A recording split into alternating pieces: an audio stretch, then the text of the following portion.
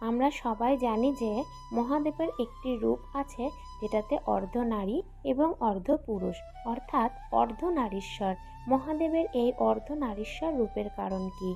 প্রাচীনকালে একবার দেবতারা ও ঋষিরা শিবকে জিজ্ঞাসা করেছিলেন, হে মহাদেব, আপনি সর্বশক্তিমান, কিন্তু শক্তি ছাড়া কি আপনি পূর্ণ? মহাদেব তখন মৃদু হেসে নিজের শরীরের অর্ধেক ভাগে শক্তিকে ধারণ করেন। এই রূপই ছিল অর্ধনারীশ্বর, অর্ধেক শিব এবং অর্ধেক পার্বতী। এই রূপ প্রমাণ করে সৃষ্টি তখনই সম্ভব যখন পুরুষ ও নারীর শক্তি একত্র হয়। শিব হলেন নিষ্ক্রিয় চেতন শক্তি পুরুষ, আর পার্বতী হলেন সক্রিয় সৃষ্টিশক্তি প্রকৃতি।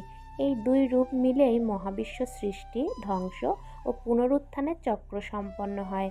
এই কাহিনী আমাদের শেখায় নারী পুরুষ একে অপরের পরিপূরক, বিভাজন নয়, ঐক্যই আসল শক্তি।